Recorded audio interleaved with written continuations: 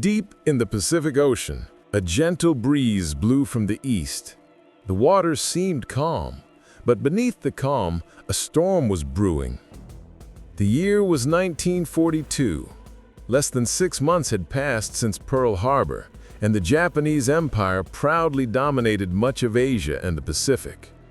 In Tokyo, in a room covered in maps, the senior officers of the Japanese Navy listened to their commander, Isoroku Yamamoto.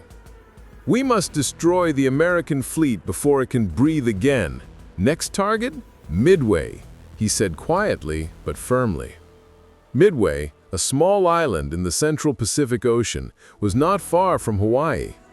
On the surface, it was an insignificant piece of land, but in reality, it was the key to controlling the route between Asia and America. The Japanese wanted to draw out American forces with a surprise attack and destroy them in a massive naval ambush. Across the ocean, at Pearl Harbor, Admiral Chester Nimitz could still see the scorch marks of sunken ships in the harbor. He knew the Japanese would strike again, but he didn't know where. The answer lay in the hands of a man few had heard of, Commander Joseph Rochefort, head of the Navy's decryption unit in Hawaii. In a small, windowless room, Rochefort's team worked day and night. The enemy code, known as JN-25, was a wall of numbers and letters that transformed each message into thousands of cryptic combinations. But they were beginning to see small patterns. A code word, AF, kept appearing in enemy messages. No one knew what it meant. Some said the island of Attu to the north. Others said maybe Samoa. Rochefort, however, had his doubts. "My guess is AF means Midway," he told Nimitz. "We don't need to guess, Rochefort," Nimitz said. "We need to make sure." A few days later, a clever plan was hatched. American forces at Midway sent a coded but clear message into the air. "The island's freshwater system is broken." 2 days later, the Japanese transmitted a coded message. "AF is facing a water shortage." Now there was no more doubt. AF meant Midway. The next target was clear. Nimitz swung into action immediately. The 3 remaining American aircraft carriers, USS Enterprise, Hornet, and Yorktown, had to be ready. Yorktown was still damaged from the Battle of Coral Sea, but engineers worked around the clock to get it back in action within 72 hours. Time was running out. In Japan, the invasion fleet was quietly preparing to depart. The 4 main aircraft carriers, support ships, and destroyers all moved in a precise formation. The young officers spoke enthusiastically of victory. "The Americans are out of breath," one of them said. But Yamamoto, more experienced and cautious, only replied, "The enemy must not be underestimated." On June 3, 1942, American reconnaissance planes spotted the first signs of the Japanese fleet northwest of Midway. An urgent message was relayed. At the Midway base, the crews rushed to their positions.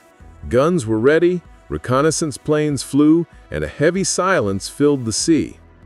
On the morning of June 4th, the sun rose above the horizon, its orange light shining on the calm waters.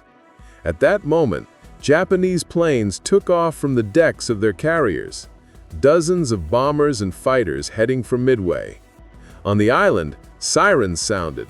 American pilots took to the skies in their outdated planes, but the difference in power was obvious. The sky was filled with smoke, bullets, and fire. The Japanese bombed the island, but the landing strip remained intact. Reports reached the Japanese ships.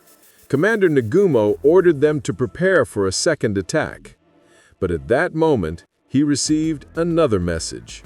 Enemy reconnaissance planes had been sighted. Nagumo was torn between 2 decisions: to continue the attack on the island or to prepare for a naval battle. A few minutes of hesitation changed everything. Farther away, American ships were waiting. Their reconnaissance planes reported the enemy's position. Admiral Spruance gave the order to attack. Dozens of dauntless bombers took off from the ships, their engines screaming and the sea shaking beneath them. Most were lost en route.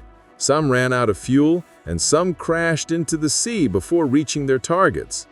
But a few reached their targets. At 10:22 a.m., what later became known as the 20 minutes that changed the world began. 3 waves of American bombers arrived at the Japanese carriers. The first torpedo bombers were defeated. Japanese ships shot down almost all of them. But the attacks were not in vain. The low-altitude engagement of Japanese fighters left the skies open for a third group, the dauntless dive bombers. When they arrived, the Japanese carriers were refueling. The decks were filled with armed aircraft and bombs at the ready. One by one, the American bombs dropped. The explosions were tremendous. Fire was everywhere. Within minutes, 3 Japanese carriers, Akagi, Kaga, and Soryu, were engulfed in flames. The 4th, Hiryu, was hit and sunk hours later. Within hours, the backbone of the Japanese air fleet was destroyed. Hundreds of miles behind, Yamamoto ordered a retreat. What had been a complete victory had turned into an irreparable defeat. At the end of the day, on the deck of the Enterprise, the exhausted but triumphant crew looked out to the horizon. The smoke still hung in the distance. "Today, the sea breathed," one of the pilots said quietly. The Battle of Midway was the turning point of the war in the Pacific. Japan never regained its lost strength. In Washington, Nimitz wrote in his report, "We won only by courage and a little luck." But the truth was deeper. That victory was the result of the intelligence, sacrifice, and faith of men who, even in the darkest moments, believed in the glimmer of hope on the horizon. A few hours after the battle ended, a heavy silence fell over the ocean. From the huge Japanese fleet, only smoke and fuel stains remained on the water. The sea was calm, but its surface was littered with corpses, charred wood, and pieces of metal.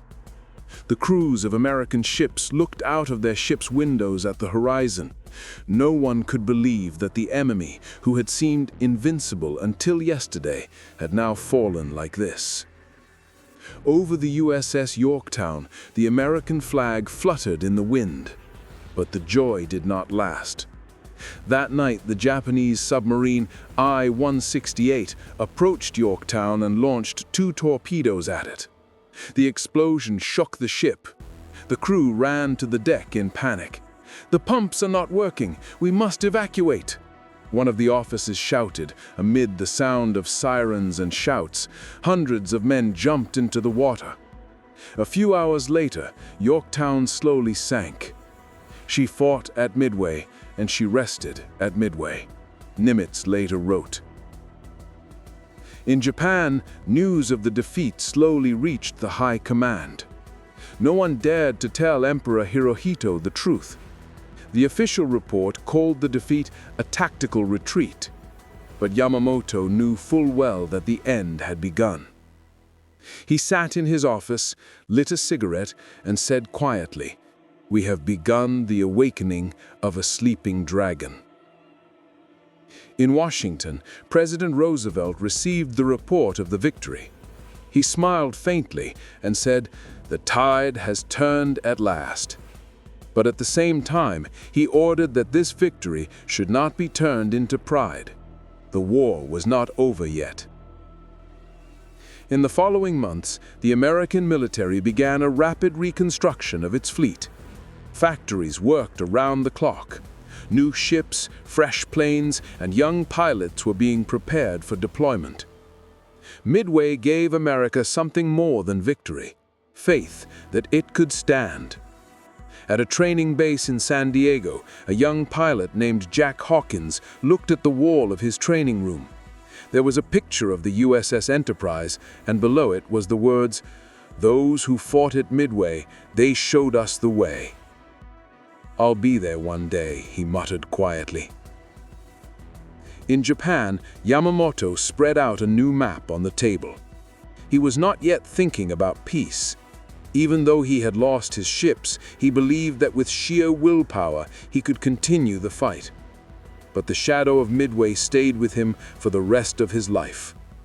A year later, in April 1943, his plane was shot down by American fighters. His death symbolized the end of the golden age of the Japanese Navy. In the years that followed, the battles of Guadalcanal, Saipan, and Iwo Jima came. Each victory was a step toward the end of the war. But the soldiers at Midway would always remember that quiet June morning, the day the tide of fate turned. "When I went down, I knew I might not come back," wrote Richard Bassett, one of the few survivors of the initial dauntless act. "But I had a strange feeling, the feeling that the world was breathing. Those explosions, those flames, it was like history waking up." Years later, in 1960, a Pacific survey ship was sent to the depths of the Midway battlefield for the first time. In the darkness, cameras swept through the remains of the Akagi. Rusting metal, half-burned planes, and the scattered bones of the crew lay silent. There was no sound but the gentle trickle of water over the metal. In the silence of the sea, history still breathed. In the documentary's final report, a simple but powerful sentence was recorded. Midway was not just a naval battle. It was a reminder that the fate of nations is shaped not by power, but by the will and intelligence of men. At the end, the camera rises through the waves. The horizon is calm.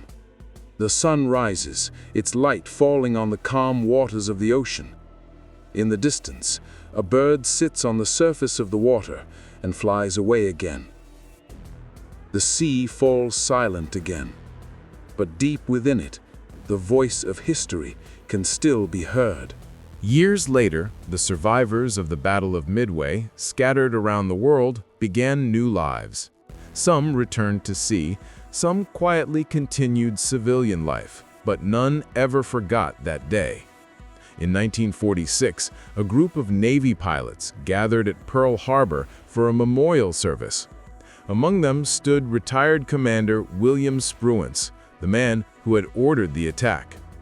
"We fought not for revenge, but for hope," he said, looking calmly out to sea. And perhaps that is what won us the day. In Japan, a former officer of the Akagi, one of the few survivors, wrote his memoirs in the years after the war. "That day, as the deck burned beneath my feet, I realized that our empire was no more. We lost the war not because of our weapons, but because of our pride." Many documentaries, books, and memoirs have been published about Midway in the decades since. Historians have debated its details: who made the right decision, who made the wrong decision, or whether luck played a role. But amid all the analysis, one truth has always stood. Midway was a point that changed the course of history. In the 1950s, Midway Island was once again a military base, but this time not for war, but for Cold War-era early warning radar. The young soldiers who served there often had no idea what battle had been fought beneath their feet. At night, when they heard the sound of the waves and the silence of the ocean, they might never have known that those sounds carried the memories of the men who had fought in those same waters. In 1992, on the 50th anniversary of the battle, American and Japanese survivors attended a joint ceremony in Honolulu. They sat down next to each other. "It took me 50 years to realize that our real enemy was neither you nor us. It was war," said one Japanese pilot, his eyes welling with tears. At the same ceremony, the flags of the two countries were raised side by side. It was a historic moment. Two nations that had once been mortal enemies now bowed in respectful silence to the memory of those who never returned. Deep in the ocean, sunken ships still lie in peace. Research submarines that went to those depths years later reported that the rusted decks still had their original shape. On one of the ships, a metal sign was still visible, with the words in Japanese inscribed on it, "Pride for the country, to the last breath." The camera pans slowly through the wreckage. In the darkness, the soft voice of a young Japanese pilot plays, the last message he sent before his flight. "If I don't come back, tell my mother to smile. The sea is not to be feared." Years have passed. The world has changed, but the story of Midway still lives on in military classrooms, in history books, and in the hearts of anyone who believes in the power of determination and courage. A battle that lasted only 4 days, but its impact has lasted for centuries.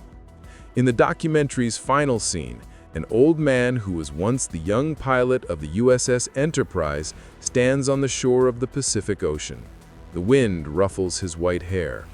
He looks out to the horizon and mutters, "That day we thought we were fighting only for our country, but now I know we were fighting for humanity." The camera moves away from his face, slowly moving up, showing the sea bathed in a golden sunset. The waves crash gently and recede. The narrator's voice is heard whispering in the background. Midway was not just a battle. It was a reminder that even in the midst of darkness, one can find a way to the light. Silence. The image fades. Only the sound of the sea remains. Decades later, as the last survivors of the battle neared their 90s, a group of young documentary filmmakers decided to retell their stories. They traveled to small homes on the coasts of California, Tokyo, and Hawaii to record the voices that would soon fade away. One of them, Robert McLean, a former navigator on the USS Yorktown, said with a cane in his hand, "You know, we always asked ourselves why we survived. Years later, I realized maybe it was to tell their story." He pointed to a framed photo on the wall, a picture of himself in 1942, with friends, none of whom were alive anymore. His eyes filled with tears as he continued, "I speak for them, not to be a hero, but to remember." On the other side of the world, in Nagasaki, retired Japanese Captain Takeshi Yamada was reading from his notebook with the same care he once used to read flight plans. "We were young, full of passion, but deceived. We were told we were invincible. When the Akagi caught fire, I realized that neither gods nor myths, nothing can replace the truth." He paused, looked out at the calm ocean on the horizon, and muttered, "Yet even today, when I hear the waves, I feel that my friends are still down there, in silence in their eternal home." The documentary was later released as Echoes of Midway and received rave reviews at international festivals. Critics said the film was not just about war, but about people, about how conscience, remorse, and forgiveness can rise from the ashes of history. At the end of the film, there was a scene that many viewers never forgot. Two elderly survivors, one American and the other Japanese, sit side by side on an Oahu beach. There is no interpreter between them. Both stare silently out to sea. Then, quietly, the older American reaches out and takes the Japanese man's hand. There is a long silence between them, and then tears well up in both eyes. Years later, this image has become a symbol of reconciliation. A symbol that even amidst the deep wounds of war, friendship, respect, and mutual understanding are still possible. In schools, students learn about that moment, and teachers say, "This is the real end of war." Meanwhile, deep in the Pacific Ocean, where the sun never shines, submarine cameras are capturing the remains of sunken ships. It's a stunning sight. The Akagi's deck is covered in coral, small fish swim through the broken steel windows, and a half-burnt flag still flutters above the mast. It's as if nature has healed its wounds. Rusted iron has become a part of life again, writes a scientist observing the scene in his report. In a maritime museum in Tokyo, a surviving uniform of a Japanese pilot is on display. On a piece of its lining is written in trembling handwriting, "To the rising sun, to the peace of the future." No one knows who he was, but visitors pause at the little note, and many silently weep. In America too, at the National Naval Museum, a plaque reads, "In memory of those who fought at Midway, so that none may have to fight again." Decades passed, and the world entered a new era, but something always remained alive in the memory of that battle. Writers, artists, and historians have returned to it time and again, not to recreate the heroics, but to ask what it means to be human in the midst of destruction. Why do we fight? Why do we forgive? And why, despite all the suffering, do we still hope? The last known survivor of the Battle of Midway died in 2032 at the age of 108. Before his death, he said in a brief interview, "I want nothing more. I just hope the next generation never has to make the choices we did." At his funeral, the American flag was gently folded over his casket. The sound of a military bugle echoed through the air and disappeared with the sea breeze. The camera moved up through the clouds, and the Pacific Ocean shone again in the sunlight. Calm, silent, but full of stories it still held deep within. Years later, in the early 21st century, a new generation of historians and documentary filmmakers decided to tell the story of the Battle of Midway from a new perspective. They delved into old archives, studied letters and memoirs of American and Japanese pilots and sailors, and revived the voices of those who were no longer alive. On one of these trips, a group of researchers returned to Midway Island. It was a quiet and peaceful island, but every rock and wave reminded them of those tense days. A research submarine was stationed near the site of the Japanese ship's sinking and used its advanced imaging equipment. Through the rusted metal, personal belongings of the crew and the remains of the aircraft could be seen. The images that were recorded showed that history was still alive in the depths of the water, and many stories had yet to be heard. As cameras focused on the remains of Akagi and Hirui, a young researcher said excitedly, "The images show that even after 80 years, the footprints of the people and the impact of their decisions are still clear. This was not just a battle, but endless lessons for the future." At the same time, a memorial service was held in Tokyo for the sunken pilots and crew. Survivors and their families gathered, holding half-burned flags and old photographs. One speaker said, "We have gathered here not only to remember the war, but to remember humanity and collective courage. Every decision, every choice, every bravery teaches us a lesson in life." In the United States, maritime museums in Hawaii and Washington attempted to bring the Battle of Midway to life for visitors with new displays. Visitors entered the battle space with virtual reality headsets.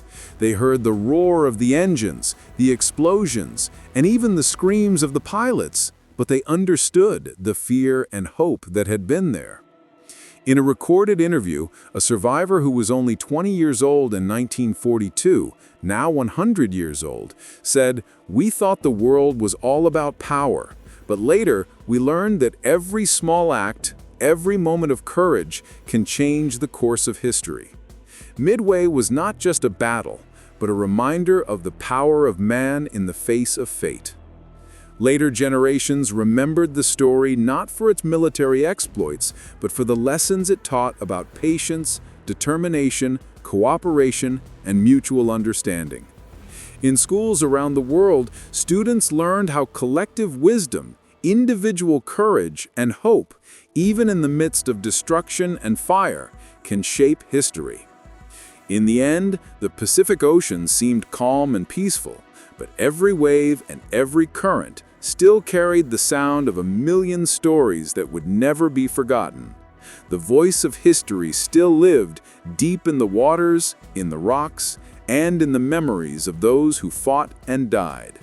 Decades later, in the 2050s, a new generation of historians and researchers returned to Midway with advanced technology.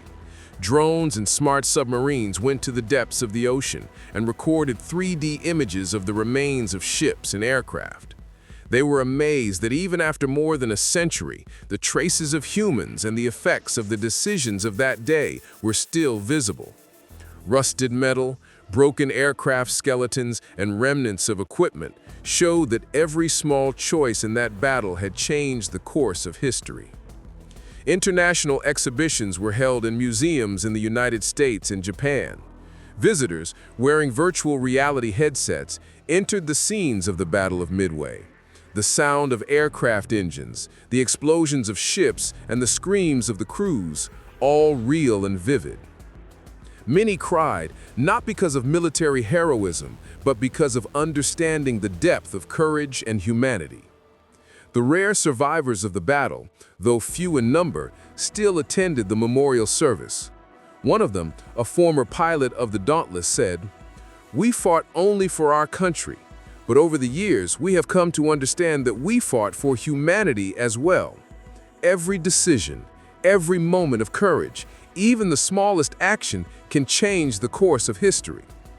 In Tokyo and Washington, memorial speeches focused on the importance of human lessons. Professors and teachers used the battle as a model for educating the younger generation, a model of courage, good decision-making, cooperation, and hope in the most difficult circumstances. Deep in the Pacific, research submarines examined the remains of Japanese and American ships. Corals had grown on the rusted metal, small fish swam through the broken windows, and burnt flags had now become a quiet, meaningful silence.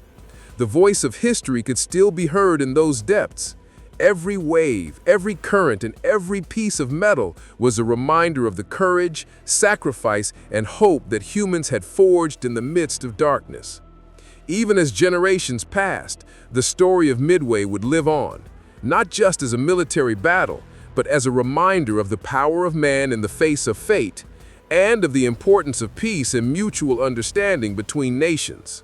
As the centuries passed, subsequent generations would not only see the physical remains of Midway, but also keep alive the legends and memories passed down through the mouths of survivors.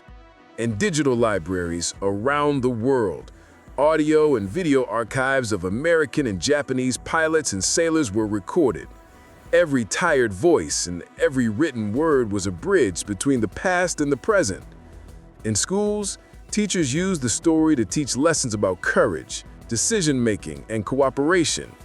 Students were transported into the battle through virtual reality images and simulations, feeling the impact that every small decision could have on the fate of millions. One student said, "I never thought that one small decision could change the course of history." Midway teaches us that every action matters. In Japan, new memorials were built that not only honored the pilots and crews who had been lost, but also emphasized lessons of humanity and peace.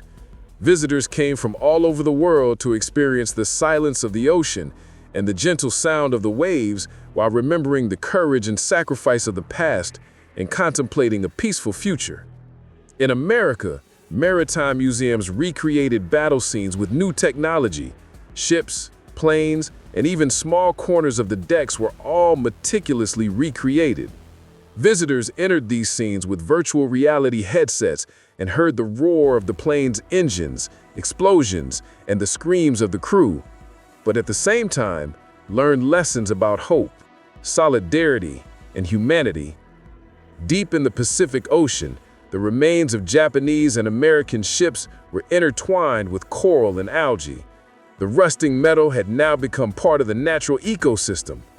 Scientists have recorded that even after more than 100 years, the traces of history still remain in the waters and sands of the ocean floor. The surviving old men, although few in number, still attended the memorial service.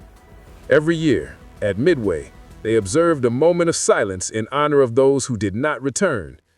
One of them, a former pilot, placed his hand on the coffin of a friend and said, "We fought for our country that day, but the truth is that we fought for humanity as well.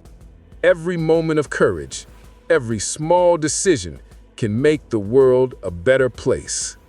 And as the sun shone on the calm surface of the ocean, the waves gently lapped the remains of the ships, as if whispering an eternal story.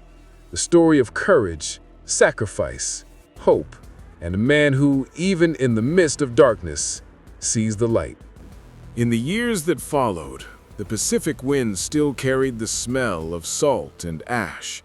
Midway Island, once peaceful and quiet, was now a place of learning and reflection. Students and scholars from all over the world came to stand there, gaze out into the horizon, and imagine how these waters had once been filled with fire and smoke. One American survivor, once a pilot on the Dauntless, now white-haired and with trembling hands, walked on the sand with a cane. "Every wave I see reminds me of the screams that echoed in the ocean that day. We survived to tell the story to future generations." In Japan, survivors and families of the crews of the sunken ships also gathered. They threw flowers into the water and prayed for those who never returned. One of them, an old man who had once been an officer on the Akagi, said in a trembling voice, "We fought, but the real lesson of that day was understanding and forgiveness.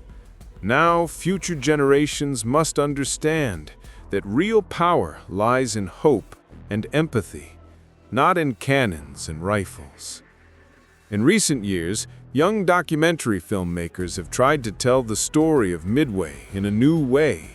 Reconstructed images, letters, and recorded memories, and virtual reality scenes have all been put together to give a new generation a closer experience of those days.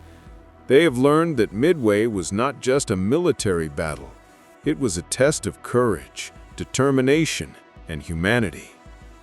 Deep in the ocean, research submarines continued to examine the remains of ships and planes.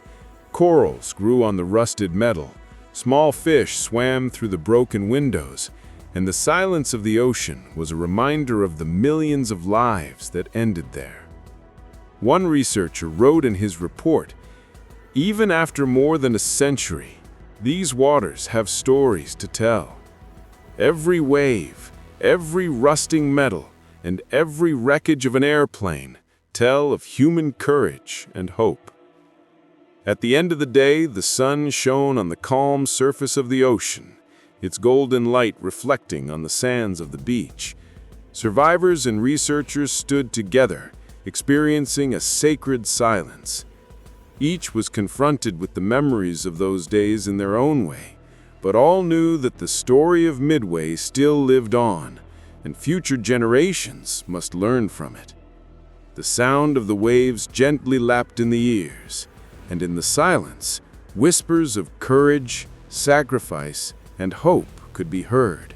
The very thing that brought light back to the world even in the darkest moments of war. Over time, Midway Island became more than just a geographical location. It became a symbol of the courage, sacrifice, and hope that can be found even in the darkest moments of war. Survivors, few in number, returned there annually to keep alive by the calm waves of the ocean the memory of friends who never returned. One of the old men, who had once been a pilot on the Dauntless, drew his cane on the sand and said softly, "We fought for our country, but the real lesson of that day was that humanity and courage survive even in the midst of destruction. Every small decision, every moment of hope can change the course of history." At the same time, a younger generation was entering the battlefields using virtual reality technology. The sounds of aircraft engines, explosions, and the screams of crews were all alive and real. But most of all, they learned that courage, cooperation, and hope can bring people together even in the midst of darkness. In Japan, families of the sunken crews threw flowers into the water and prayed silently in memory of those who did not return. One survivor said, "This war did not defeat us. We learned that even yesterday's enemies can, together today, teach each other peace and respect. Deep in the Pacific, research submarines still examined the remains of sunken ships and planes. The rusting metal, the broken skeletons, and the coral that had grown on them still told the story of days when human courage and hope survived, even in the face of destruction. The sun was setting on the calm ocean horizon, its golden light shining on the water and reflecting off the remains of the ships. Survivors, researchers, and new generations stood together, experiencing a sacred silence. Everyone knew that the story of Midway was not just a battle, but a constant reminder of courage, sacrifice, and a man who, even in the midst of darkness, saw the light.